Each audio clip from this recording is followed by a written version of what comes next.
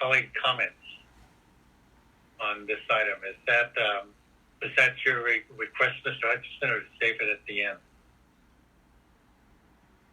I mean, I'll restate the motion that passed as many times as you need me to, President Yee. Yes, the motion included a round of board discussion at this point. Great. Why don't we do that now, and let's take 5 minutes each. And who would like to start?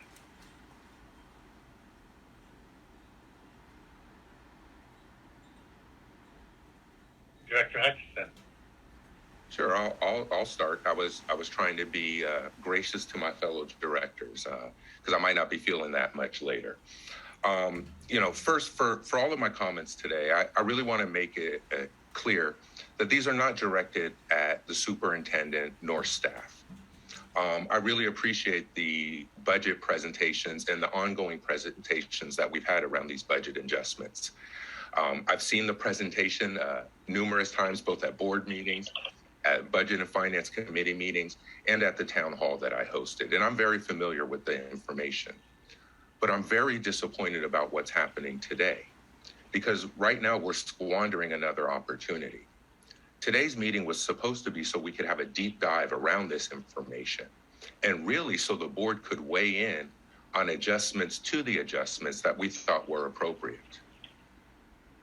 We should also be discussing that we've gotten another letter from FCMAT this month and a second letter from Karen Monroe, which I would frame as threatening letters, and letters that clearly say that because the school board in 2016-17 agreed to a fiscal vitality plan, and because the school board, the lame duck school board, in 2020 voted on a new school closures plan, that both FCMAT and the county want to hold us to those school board directors' votes. Well, see, I have a problem with that because I was elected as a direct response to those votes from those school board directors. We drove 4 incumbents out of office, largely for those very votes.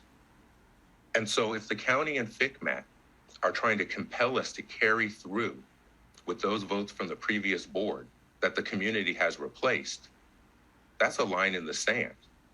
And what we should be doing as a district is organizing, getting united, and standing up and fighting.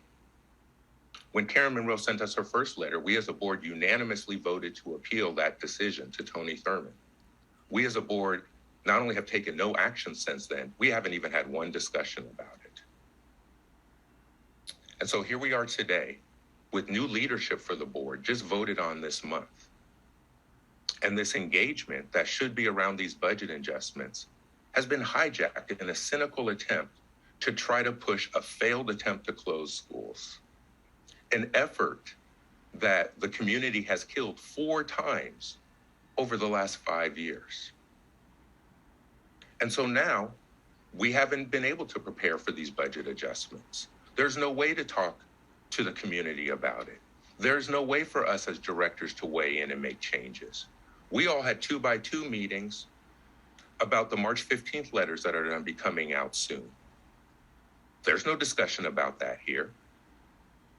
I heard the community weigh in. There's real questions about how are we going to guarantee a level of services at our school sites.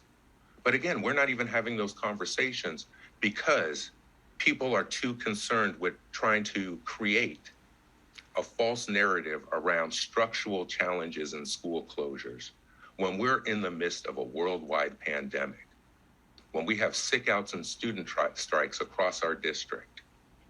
People think this is the time to talk about school closures. So the battle lines are drawn.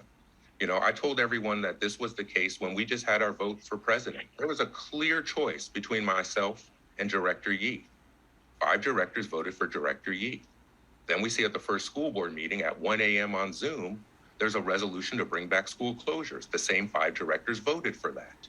And now we have this meeting today where the community and the directors had no time to even prepare for the information that's being presented. And then we show up and the first thing we hear is the order of the meetings being changed. There's this and there's that. I'm sorry. We're not some small town in the backwoods. We are a top 50 city in population in this country. And OUSD needs to start operating that way. I won't stand for this. It's not going to work if we don't include the community. And if some people here haven't understood that there is a demand for us to change the way business has been done for the last 5, 10, 20 years, I don't know how else to send you that message. But this is very disappointing because this was our opportunity tonight to bring everyone together around budget adjustments. That's actually something that I ran on in my campaign. But now it's been hijacked, and the message you've sent the community is you want to close their schools, and that's all you care about. There's some Thank people you. who are very ashamed. Thank you. Next speaker, Board